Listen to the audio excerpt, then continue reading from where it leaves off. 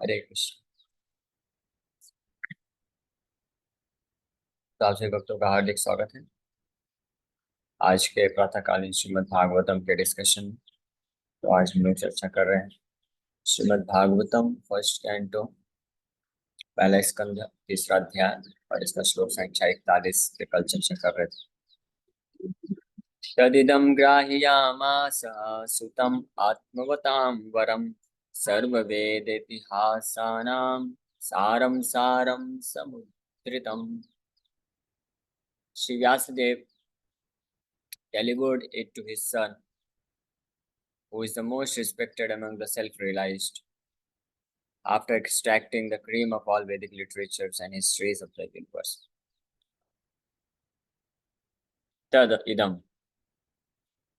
वही सेम, इदम मतलब इस भागवत ग्रंथ को पिछले श्लोक में बताया गया। इदम भागवतम नाम पुराणम ब्रह्म ये पुराण है, लेकिन ब्रह्म संहितम, भगवान से अभिन्न है। तो तद इदम ग्राह्यामासा, प्रदान किए अपने ही पुत्र सुखदेव गोस्वामी को, सुतम, सुतम मतलब पुत्र, आत्मवताम वरम, और उनके पुत्र की विशेषता क्या है बताई गई है, आत्मवताम वरम। वरम मतलब सर्वश्रेष्ठ, श्रेष्ठ।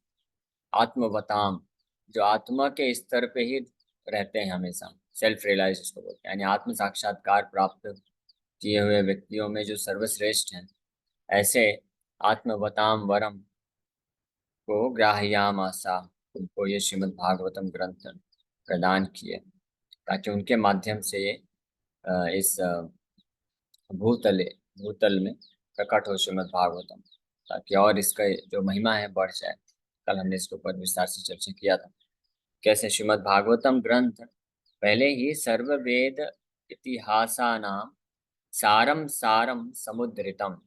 सर्व वेद, सारे वैदिक लिटरेचर्स, यानी चारों वेद, उपनिषद, वेदांत, ये तो डायरेक्ट वेदांत सूत्रों का ही भाष्य अयम ब्रह्म सूत्राणाम, ये भी सुखदेव गोस्वामी भी बताएंगे आगे चल के, ये भाष्य है ब्रह्म सूत्रों का, वेदांत सूत्रों का। वेदांत सूत्र इसेंस ऑफ वैदिक नॉलेज है, सूत्र के रूप में इसेंस उसमें प्रदान किया गया है। और उन वेदांत सूत्रों का फिर जो एक्सप्लेनेशन, जो व्याख्या है, वो है श्रीमद् भागवतम। ये नेचुरल कमेंट्री है वेदांत सूत्रों में। इसलिए गौड़ी वैष्णव के लिए श्री चैतन्य महाप्रभु का मत है कि गौड़ी वैष्णव इसलिए वेदांत सूत्रों का अलग से व्याख्या नहीं लिखते हैं। बाकी जो संप्रदाय हैं, मायावादी, विशिष्ट शंकराचार्य संप्रदाय, उन्होंने वेदांत सूत्रों पर व्याख्या दिया है। शंकराचार्य ने खुद दिया है, शारीरिक भाष्य के नाम से जाना जाता है जो व्याख्या है वेदांत सूत्रों में। लेकिन महाप्रभु कोई व्याख्या प्रदान नहीं किए वेदांत सूत्रों में, क्योंकि वेदांत सूत्रों का स्वाभाविक जो व्याख्या है वो श्रीमद् भागवतम ही, अलग से व्याख्या उसका देने का क्या मतलब। इसलिए तो श्रीमद् भागवतम वेदांत सूत्रों का व्याख्या है, परपट है, और साथ ही साथ में इसलिए ये सारे वैदिक शास्त्रों का सार को प्रेजेंट करता है। और इतिहासा नाम, जितने भी इतिहास हुए उन सब का भी ये सारम सारम समुद्रितम। सार मतलब होता है क्रीम, जैसे दूध होता है, दूध से दही बनाया जाता है, फिर दही को मथ के उसमें से छाछ निकाल दिया जाता है बाहर, और मक्खन निकाल लिया जाता है, फिर मक्खन को और वो करके उसको घी बनाया जाता है। उसी प्रकार से उसका इसेंस इसेंस निचोड़ निचोड़ निकाला जाता है। तो उसी प्रकार से श्रीमद् भागवत ग्रंथ है, सारे वेद और इतिहास, इतिहास मतलब पुराण भी आ गए, क्योंकि पुराण भी वास्तव में हिस्ट्रीज ही हिस्ट्री। इतिहास में रामायण भी इतिहास कहलाता है, और जितने भी पुराण है वो भी इतिहास कहलाते हैं। तो सारे पुराणों, इतिहासों और वैदिक शास्त्रों सबका निचोड़ या क्रीम इसमें प्रकट किया गया है। समुद्रितम, उद्धृतम मतलब निकालना, यानी वैदिक साहित्य तो बहुत बहुत ज्यादा है, कई लाखों करोड़ों करोड़ों श्लोक हैं उसमें, तो सब कुछ पढ़ा नहीं जा सकता है। इसलिए वेद व्यास जी ने उसमें से उद्धृतम सारम सारम, क्रीम, उन सारे वैदिक साहित्यों में से उद्धृतम मतलब निकालना, और समुद्रितम मतलब पूर्ण रूप से, यानी अच्छे तरीके से उसको, यानी दही को अच्छे से मथ के उसमें से जितना भी छाछ है उसको अलग कर दिया, पानी पानी अलग हो गया, और केवल जो क्रीम क्रीम बचा है, मक्खन ही मक्खन पूरे शुद्ध रूप में, और उसको मथने की आवश्यकता नहीं। ऐसी स्थिति में, हाँ, बहुत ही सॉफ्ट कोमल जो मक्खन होता है उसको निकाल के अलग किया। तो वैसे ही समुद्रितम का मतलब ये है। भगवान कृष्ण को भी मक्खन सबसे ज्यादा प्रिय क्यों है? एक आचार्य बताते हैं, भगवान नवनीत चौरम है, दुग्ध चौरम ऐसा सुना नहीं कभी। माखन चोर ही सुनते हैं, दूध चोर नहीं सुनते भगवान। तो माखन चुराते हैं भगवान, क्यों? क्योंकि माखन क्या है? दूध का इसेंस है, क्रीम है। दूध में से जो दूध के अंदर जो सबसे महत्वपूर्ण चीज छुपा हुआ है अंदर, उसको जब निकाल लेते हैं भक्त लोग, तो भगवान जाके उसको चोरी करते हैं। दूध को क्यों चोरी करना? अगर चोरी करना ही है तो कुछ ऐसा चोरी करना चाहिए जो इसेंस है। पता चले दूध भी चोरी कर लिया, उसमें तो बहुत कुछ मिक्सिंग भी है, पानी भी है, सब कुछ है। चोरी, चोरी का बदनामी बदनामी भी हो गई चोरी करने का, और अच्छा चीज चोरी भी नहीं कर पाए। तो इससे अच्छा माखन चोरी करेंगे, चोरी करने का नाम भी लगेगा, तो कम से कम अच्छा चीज तो चोरी किया। तो उसी प्रकार से, तो इसलिए माखन, इसलिए जब माखन की एक और विशेषता है नवनीत की, वो बहुत सॉफ्ट होता है, इसलिए भगवान को बहुत प्रिय है। उसी प्रकार से जब कोई भक्त अपने हृदय को जो है मथते मथते, उसमें से जो क्रीम है, शुद्ध कृष्ण प्रेम रूपी जो क्रीम एसेंशियल, सारे अनर्थों को, सारे जो अनवांटेड चीजें, अलग अलग जो गंदी चीजें, उसको निकाल के फेंक देता है। और उसमें केवल केवल जो है कृष्ण के प्रति शुद्ध प्रेम, मक्खन, सॉफ्ट होता है, जो कि बहुत ही कोमल भाव जिसको बोलते हैं। तो जो भाव है भगवान के प्रति, भाव भक्ति, इसको नवनीत से कंपेयर किया गया है, मक्खन से कंपेयर किया गया है। तो अभी हमारा फेज क्या है? हम दूध को जो है मथ रहे हैं, हमारे हृदय रूपी पात्र में। भगवान के प्रति जो भी अ, आस्था है या श्रद्धा है, फेथ है, वो दूध के समान है। तो उसको हरिनाम जप के द्वारा हरिनाम मथनी है। हाँ। और जिस भक्त के मार्गदर्शन में, शुद्ध भक्तों के मार्गदर्शन में जब हम ये करते हैं, तो वो उनके हाथ मथनी का हाथ बना करके, हाथ हाथ वो मथनी को हाथ से प्रॉपर तरीके से मथते हैं। तो उससे क्या होता है? धीरे धीरे धीरे धीरे जो अनर्थ हैं, अनवांटेड चीजें हैं, वो हटते जाते हैं, छट जाती हैं, निकल जाते हैं।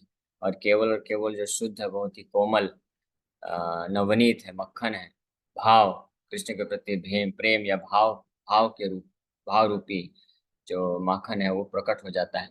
तो ऐसे माखन को जब छुपा के कोई भक्त हृदय में रखता है, यथा तथा ऐसे वितरित नहीं करता है। भगवान कौन सा माखन चोरी करने आता है? जो गोपियां जो है बिल्कुल छुपा के रखती थी अपने आ, घर के जो सबसे स्टोर हाउस है, अंधेरा है, जो पूरा अंधेरा है, उसको लॉक करके बिल्कुल अच्छे से, और ऊपर टांग के छुपा के रखती थी। तो भगवान को पता रहता था कि जो सबसे अंदर वाले कमरे में, जहाँ पे पूरा अंधेरा है और ऊपर छुपा के रखा है, उसी में सबसे अच्छा नवनीत है। उसी को, वही माखन जो है सबसे टेस्टी होगा, सबसे कोमल होगा। तो भगवान भी ये जानते हैं। इसी प्रकार से भक्त है, जो ये भाव रूपी माखन है, अपने हृदय के अंतःकरण में उसको छुपा के रखते हैं, उसको जाके भगवान प्राप्त करते हैं। जो अपने भाव को प्रकट करते रहते हैं इधर उधर, यानी वो पूर्ण रूप से शुद्ध नहीं है, तो भगवान उसके प्रति आकर्षित नहीं होते हैं। तो इस प्रकार से भक्त के हृदय के अंदर घुस के भगवान फिर उस माखन को चुराते हैं, और फिर भगवान जो है कैदी बन जाते हैं, पकड़े जाते हैं। गोपियों के केस में तो भगवान चोरी करके भाग जाया करते थे, लेकिन भक्त के हृदय में जो भाव रूपी माखन को चुराने जाते हैं नवनीत को, तो वो भक्त बड़े होशियार होते हैं। जैसे भगवान प्रवेश करते हैं, माखन को चुराते हैं, थोड़ा भी टेस्ट करते हैं, तो भगवान के भक्त लोग पकड़ लेते हैं, कैद कर लेते हैं हृदय से, फिर बाहर ही नहीं छोड़ने देते हैं। अब भगवान का भी इच्छा नहीं होता है, बहुत अच्छा है, मुझे कैद कर दो, इधर ही अच्छा, इतना सुंदर नवनीत मिल रहा है और जाने की जरूरत क्या है। तो इस प्रकार से भगवान कैद हो जाते हैं। तो वो जो सार वस्तु है, क्रीम, नवनीत, बहुत ही कोमल और कृष्ण को अत्यंत प्रिय, उसी तरह से भागवत को जो है सारे वैदिक शास्त्रों में से जितने भी प्रकार के कैतव धर्म हैं, जितने भी प्रकार के अनर्थ हैं, जितने भी प्रकार के जो ये भौतिक धर्म है, उन सबको हटा के किनारे करके, यहाँ तक कि मुक्ति ये सबको भी हटा के साइड करके केवल केवल सार को प्रस्तुत किया है शिला वेद व्यास जी ने। समुद्रितम, समुद्रितम शब्द ये सूचित करता है। तो भागवत के दूसरे पहले अध्याय के दूसरे श्लोक में धर्म प्रोज्जितो कैतवात्र बोला गया था। इस भागवत में से धर्म प्रोज्जित धर्म, कैतव धर्म, कैतव मतलब धोखा देने वाला, तो समस्त प्रकार के धोखा देने वाले धर्मों को प्रउज्जिता, उज्जिता मतलब उखाड़ के फेंक दिया गया है, निकाल दिया गया है। अपरा शब्द प्रकृष्ट रूपेण, पूरी तरह से, बिल्कुल भी थोड़ा भी छोड़ा नहीं गया, पूरी तरह से उखाड़ के फेंक दिया गया है। अब यहाँ पे उसी चीज को पॉजिटिव तरीके से बता रहे हैं। समुद्रितम कि समस्त वैदिक शास्त्रों में से भागवत जो है ग्रंथ, वो क्या है, सारे वैदिक शास्त्र, इतिहास, पुराण जितने भी हैं, उसमें से पूर्ण रूप से केवल सार को ही निकाल के एकत्रित किया गया है, वो है श्रीमद् भागवत ग्रंथ। ऐसे श्रीमद् भागवतम ग्रंथ को श्रील वेद व्यास जी अपने सुतम आत्मवताम वरा, आत्मवताम वरम, सबसे योग्य पात्र अपने पुत्र सुखदेव गोस्वामी को प्रदान किए। तो जो आत्मवताम है वही वास्तव में इस भागवत ग्रंथ को प्राप्त करने के योग्य है। आत्मवताम मतलब जो सेल्फ रियलाइज है, आत्म साक्षात्कार को प्राप्त किए हुए हैं। आत्म साक्षात्कार प्राप्त मतलब अनर्थ से मुक्त है। निर्मत सराणाम सताम वेद्यम, वेद्यम मतलब ये जो भागवत ग्रंथ है, समझने योग्य वस्तु अगर है किसी के लिए, वेद्यम मतलब समझने योग्य, तो ये समझने वाली वस्तु है किसके द्वारा, निर्मत सराणाम सताम, दो दो प्रकार के लोग। सताम मतलब जो सत्य के, सत्य पे आधारित है जिनका जीवन, सत्य मतलब परम सत्य, सत्यम परम धीमहि, पहले ही श्लोक में बताया, ओम नमो भगवते वासुदेवाय सत्यम परम धीमहि। भगवान वासुदेव भी परम सत्य हैं, ये स्टेब्लिश कर दिए। तो उनके मार्ग में चलने वाले लोग जो उनको पालन करते हैं, यानी उनके जो भक्त हैं, उनको जो उनके प्रति जो डिवोटेड हैं, वो सताम कहलाते हैं।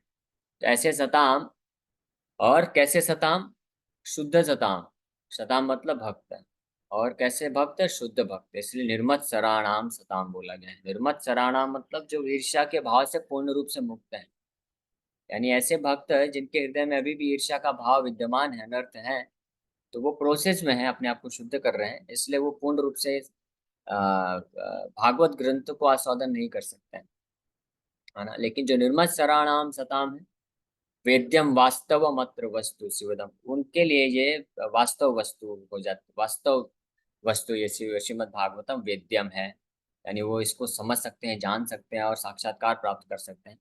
और ऐसे ही भक्त वास्तव में जो है इसके रस को, रसिका मुहुर अहो रसिका भूवि भाव का, इसके रस को प्राप्त कर सकते हैं, भागवत में जो रस विद्यमान है।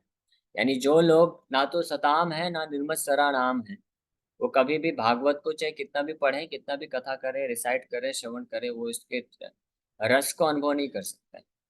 क्योंकि कई मायावादी लोग भी हैं, जो लोग भागवत कथा करते हैं, भागवत ग्रंथ श्रवण करते हैं, लेकिन ना तो वो सताम है, इसका मतलब ना तो वो भक्त हैं और ना ही निर्मत्सर है, मतलब ईर्ष्या से रहित है, उनका हृदय ईर्ष्या से भरा पड़ा है, इसलिए वो कभी भी इस भागवत ग्रंथ को स्वीकार नहीं कर सकते हैं। ये भागवत ग्रंथ केवल स्वीकार करने योग्य है जो भक्त हैं। इसलिए इदम ग्राह्या सुतम आत्मवताम वरम, अपने पुत्र सुखदेव गोस्वामी जो कि आत्मवताम, और आत्मवताम वरम है, सर्वश्रेष्ठ है आत्मवताम, तो वही इस भागवत ग्रंथ को पूर्ण रूप से समझने के योग्य है, और इसीलिए वही जो है इस भागवत ग्रंथ को प्रकट करा सकते हैं। तो ये है योग्यता। भागवत ग्रंथ को कौन प्रकट करा सकता है, कल हमने इसके ऊपर कल भी चर्चा किया था। स्वरूप दामोदर गोस्वामी बताते हैं, भागवत पढ़ो किया भागवत स्थाने, भागवत को पढ़ना चाहिए, सुनना चाहिए, समझने का प्रयास करना चाहिए भागवत के स्थान पे। यानी कोई भगवान का जो सताम है, शुद्ध भक्त है, आत्मवताम है, आत्मवताम मतलब जो आत्म साक्षात्कार प्राप्त किया है। आत्म साक्षात्कार का मतलब क्या होता है, आत्म साक्षात्कार का मतलब होता है कि ये समझ जाना भली भांति कि मैं कौन हूँ, है ना, और भगवान कौन, दोनों चीज, वो है पूर्ण आत्म साक्षात्कार।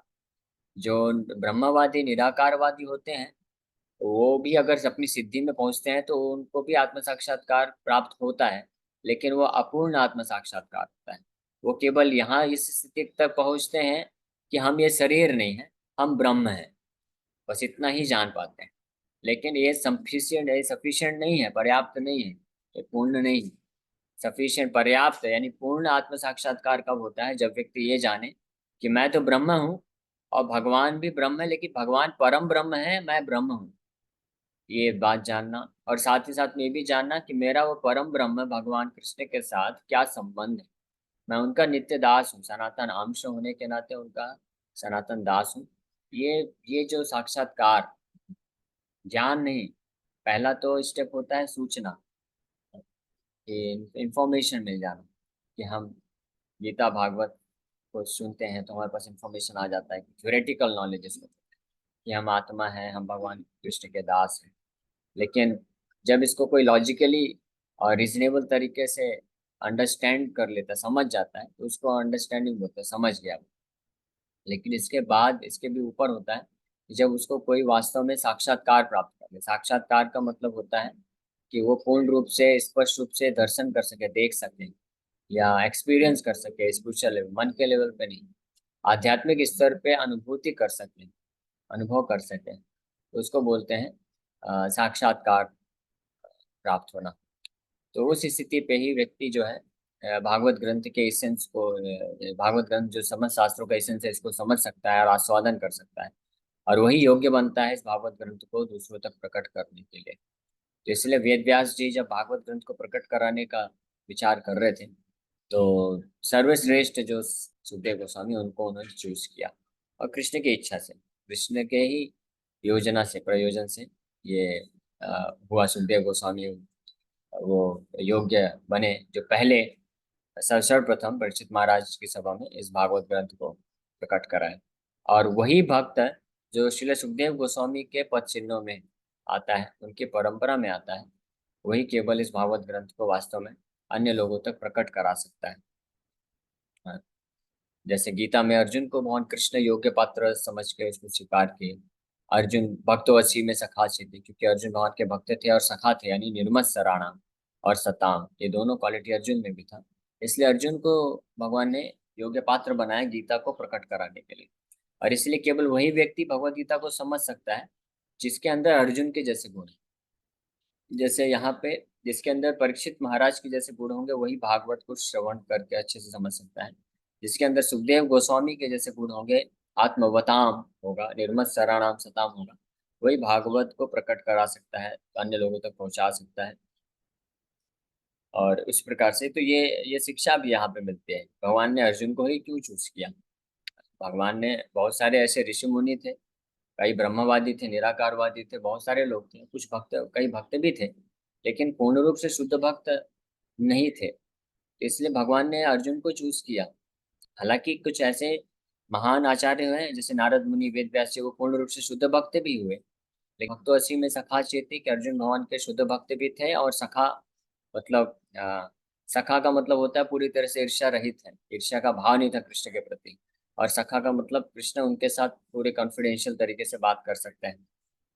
और तीसरा कि अर्जुन जो है समाज में लीडर थे, श्रेष्ठ थे। इसलिए लीडर यदि आचरति श्रेष्ठ तत्तदेव तरोजन, तो अर्जुन अगर गीता को पाठ के समझ जाएंगे, सुन के, तो अर्जुन सम्राट है, तो वो उसको अच्छे से प्रकट कर सकेंगे, लोग उनको फॉलो कर सकेंगे। तो इस कारण से ये शिक्षा मिलती है कि केवल कौन, किस तरीके से हम गीता को या भागवत को समझ सकते हैं।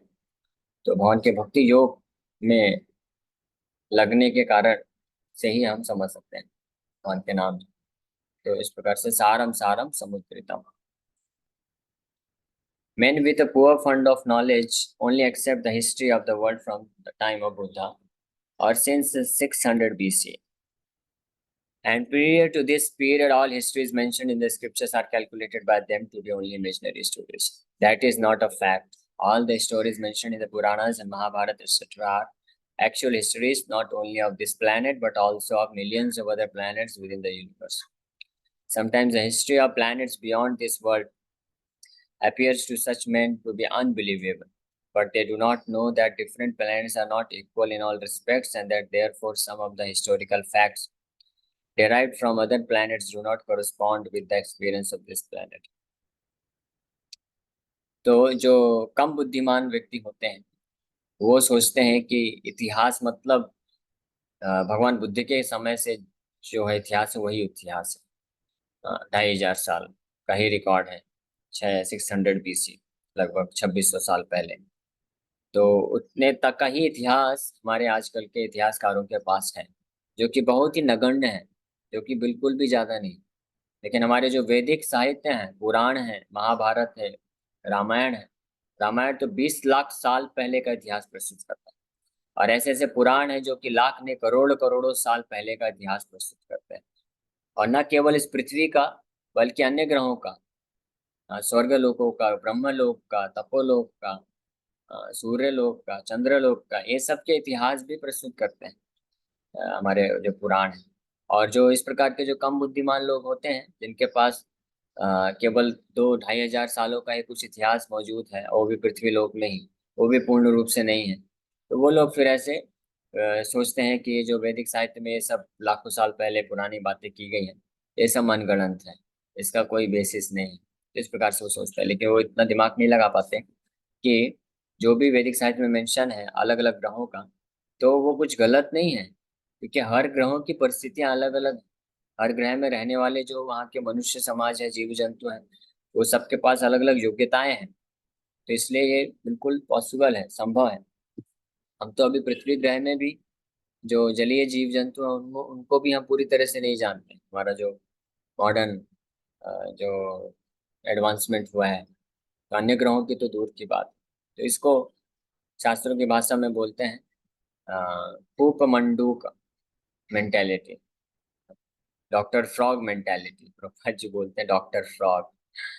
जो ऐसे बड़े बड़े साइंटिस्ट हुआ करते थे जो शास्त्रों की बातों पे विश्वास नहीं करते थे, तो प्रभुपाद जी बोलते थे कि they are like doctor frog. Frog एक मेढक हुआ, कूप, कूप मतलब कुआं।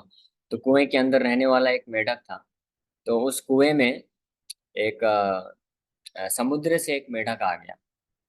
और तो वो जो कूप मंडूक था, डॉक्टर फ्रॉग, तो वो पूछता है कि आप कौन से कुएं से आए हैं, आपका कुआं कितना बड़ा है। तो वो जो समुद्र से आया था वो बोला कि मैं कुएं से नहीं आया, मैं तो समुद्र से आया हूँ, और समुद्र जो है बहुत विशाल है। तो वो कूपमंडू कुएं वाला मेढक बोलता है, क्या मेरे कुएं का आधा है साइज में। बोला आधा नहीं, आपके कुएं से भी बड़ा है। क्या बात कर रहे हो, ऐसा कैसे हो सकता है, मेरा कुआं तो इतना बड़ा है। तो मेरे ठीक है, चलो अगर मान भी लेता हूँ तुम अगर सच बोल भी रहे हो, तो कितना है, मेरे कुएं का कितना साइज है, डबल है या 5 गुना है या 10 गुना है। बोला 5-10 गुना कुछ नहीं है, हजारों हजारों गुना भी कर दोगे तब भी तुम्हारा कुआं जो है एक छोटा सा एक जगह बनेगा बस मेरे समुद्र के सामने। तो फिर जब वैसे वो सुना खूब मंडूक डॉक्टर फ्रॉग, तो बोला इम्पॉसिबल, ये सब माइथोलॉजी है, तुम जो बोल रहे हो माइथोलॉजी, मनगढ़ंत है, ये तो संभव ही नहीं है कि मेरे कुएं से भी ज्यादा कोई बड़ा कोई और समुद्र या कुआं हो सकता है। क्योंकि उसका जीवन केवल उस कुएं में ही उसका जन्म हुआ है, न केवल उसका बल्कि उसके पिताजी का, उसके पिता का पिता का, उसके पिता के पिता के पिता का, उसके सारा जो वंशज है उस कुएं में जन्म लिया है, उस कुएं में ही उनका जो है पूरा घर गृहस्थी चला, उसी कुएं में उनका मृत्यु हो गया। तो ये सोचता है कि इस कुएं के बाहर कुछ है ही नहीं। तो ऐसे ही जो ऐसे वैज्ञानिक जो ये सोचते हैं कि शास्त्रों में लिखी हुई जो अन्य अन्य लोगों की बातें हैं वो सब मनगढ़ंत हैं, तो वो उसी प्रकार से हैं कुएं में रहने वाले मेढक की तरह। कि संसार में जो मनुष्य हैं जो भी हैं, उनका एज कितना है, मैक्सिमम कोई 60-70-80-100 साल जीता है, और केवल एक ही पृथ्वी में एक ही जगह जन्म लेता है, वहीं पे कुछ अपना थोड़ा सा छोटा सा टाइनी ब्रेन, प्रभा जी बोलते हैं, छोटी सी बुद्धि का इस्तेमाल करके थोड़ा बहुत कुछ एक्सपेरिमेंट करता है, और बोलता है कि ऐसा संभव ही नहीं है कि अन्य ग्रहों में जीवन हो सकता है। जिस प्रकार से ये लोग हमेशा माया के द्वारा भ्रमित हो जाते हैं। Considering the different situation of different planets and also time and circumstances, there is nothing wonderful in the stories of the Puranas, nor are they imaginary. तो अलग अलग परिस्थिति को अगर हम लोग एक्सेप्ट करेंगे तो ये बिल्कुल भी आश्चर्यचकित करने वाला चीज नहीं है, मनगढ़ंत नहीं है कि अलग अलग जगह अलग अलग प्रकार से लोगों का जीवन यापन होता है, अलग अलग प्रकार से समय का प्रवाह होता है। स्वर्गलोक में जो एक दिन है हमारे पृथ्वी में एक वर्ष के बराबर होता है। तो ये पहले पुराणों में ये सब स्पष्ट है, लेकिन बाद में एल्बर्ट आइंस्टीन ने आके जब इसको प्रूफ कर दिया तो लोग अब स्वीकार करते हैं कि हाँ, अन्य ग्रहों में भी जो समय का प्रवाह है वो रिलेटिव होता है। ये हर जगह समय भी एक ही स्पीड में प्रवाहित नहीं होता है। तो एल्बर्ट आइंस्टीन ने अपने रिलेटिविटी की थ्योरी से इसको इसके ऊपर कुछ जब रिसर्च किया, तो वो भी रिसर्च एल्बर्ट आइंस्टीन ने कैसे किया, हमारे वैदिक शास्त्रों से उसको हिंट मिला, तब उसने रिसर्च रिसर्च किया। इसलिए एल्बर्ट आइंस्टीन जो है एक्सेप्ट करते थे भगवद गीता को। We should always remember the maxim that one man's food is another man's poison. We should not therefore reject the stories and histories of the Puranas as imaginary. The great rishi like Vyasa had no business putting some visionary stories in their literatures. तो ये एक महत्वपूर्ण चीज है, आपको जानना चाहिए। कहावत है कि किसी एक व्यक्ति का जो भोजन होता है दूसरे व्यक्ति के लिए विष के समान होता है। इसी प्रकार से हमारे पृथ्वी लोक में जो लिविंग कंडीशंस है, जीवन यापन करने की जो परिस्थितियां हैं, और हम जिस जगह पे जीवन यापन नहीं कर सकते हैं, लेकिन किसी और ग्रह में किसी उस उन प्रकार के जीव जंतुओं के लिए वो फेवरेबल सिचुएशन हो सकती है। जैसे हम लोग अग्नि में नहीं जीवित रह सकते हैं, लेकिन सूर्य लोक में जो कि अग्नि ही है वहां पे, तो वहां पे रहने वाले लोगों के लिए वही फेवरेबल सिचुएशन होता है। जैसे हमारा जो शरीर है वो अर्थली बॉडी है, यानी पृथ्वी का तत्व ज्यादा है, वैसे उससे बना हुआ है। लेकिन जो सूर्य ग्रह में लोग जीव जंतु या मनुष्य जो भी रहते हैं, देवता रहते हैं, तो उनका जो शरीर है फायरी बॉडी, अग्नि के तत्वों से ज्यादा बना हुआ है, इसलिए वो अग्नि में नहीं जलेगा। अब बाद में ये प्रूफ भी हुआ, मेडिकल साइंस ने प्रूफ किया कि फायर में, अग्नि में भी कुछ प्रकार के बैक्टीरिया रहते हैं जो अग्नि में ही जीवित रहते हैं। अग्नि से अगर बाहर निकालेंगे तो मृत्यु हो जाएगा उनका। तो सोचिए, तो अग्नि हर हर किसी को जला देगी ऐसा जरूरी नहीं।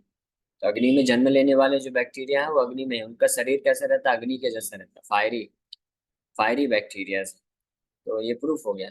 इससे भी पता चलता है कि सूर्य लोक में जीवन हो सकता है, लेकिन हम लोग वहां पे जा करके नहीं रह सकते। और दूसरा सबसे महत्वपूर्ण बात यहाँ पे वर्णन है कि वैदिक साहित्य बिल्कुल भी मनगढ़ंत नहीं है, क्योंकि वेद व्यास जी जो कि परम विरक्त हैं और अपने बद्रिक आश्रम में बैठ के भगवान का भजन कर रहे हैं, साधन कर रहे हैं, तो उनको उनको क्या पड़ी है कि कुछ मनगढ़ंत स्टोरी लिखने की। उनको थोड़ी ना कुछ ऐसे ग्रंथ साहित्य का प्रकाशन करके पैसे कमाने का इच्छा है या नेम फेम कमाने का इच्छा है। ऐसा तो इच्छा नहीं है कि आगे चल के भक्त कोई आएगा और मेरे ग्रंथों को पब्लिश करेगा, खूब वितरण उसका डिस्ट्रीब्यूशन होगा, लोग खरीदेंगे, मेरे को पैसा मिलेगा। ऐसा तो नहीं है वेद, क्योंकि आज के समय में लोग जो साहित्य लिखते हैं, कुछ लोग इमेजिनरी चीजें लिखते हैं, तो उनका उद्देश्य रहता है कि इसके द्वारा वो पैसा कमाना चाहते हैं। लेकिन वेद व्यास जी को तो ऐसा उद्देश्य नहीं था, तो कैसे लिख सकते हैं। और सबसे इम्पोर्टेंट महत्वपूर्ण चीज है कि आज के समय में भी जब इस संसार में इतना भ्रष्टाचार फैला हुआ है, इतने लोग जो है पाखंडी हो गए हैं, तो अगर कोई भी बड़ा से बड़ा पाखंडी व्यक्ति भी होगा ना, जो झूठ बोलने वाला व्यक्ति होगा, अगर वो भी कोई कुछ लेख लिखता है या कोई टीवी सीरियल या कुछ भी बनाता है, कहानी लिखता है, अगर वो झूठा होता है, तो वो शुरुआत में लिख देता है कि इस कहानी के लेख के सभी पात्र घटनाएं काल्पनिक है, इसका वास्तविक जीवन से कोई संबंध नहीं है, केवल मनोरंजन के लिए लिखा गया। तो आजकल के जो झूठे लोग हैं, पापी लोग हैं, अपराधी लोग हैं, वो लोग भी इतनी सत्यता तो रखते हैं, इतनी ईमानदारी तो रखते हैं कि अपने लेख के ग्रंथ के ऊपर लिख देते हैं कि ये सब काल्पनिक है। तो जो आप सोचिए, तो वेद व्यास जी जो कि इतने महान ऋषि हैं, संत हैं, जिनका कोई भौतिक इच्छा नहीं है, अगर वो कुछ मनगढ़ंत चीज लिखते होते तो वो अपने ग्रंथ में मेंशन कर देते ना कि ये सब मनगढ़ंत है। बल्कि वेद व्यास जी पहले ही श्लोक में क्या लिख रहे हैं, सत्यम परम धीमहि। ये जो मैं बोल रहा हूँ ये सब सत्य है, एब्सोल्यूट ट्रूथ है, ना केवल सत्य है बल्कि परम सत्य है, साफ साफ लिख रहे हैं। तो कैसे झूठ हो सकता है। तो इस प्रकार से जो थोड़ा भी बुद्धि रखने वाले व्यक्ति होते हैं वो समझ जाते हैं और वैदिक साहित्य को स्वीकार करके अपने जीवन में अप्लाई करते हैं और पूर्ण लाभ उठाते हैं। ठीक है, इसी के साथ हम लोग ये भी विराम करते हैं। Thank you very much.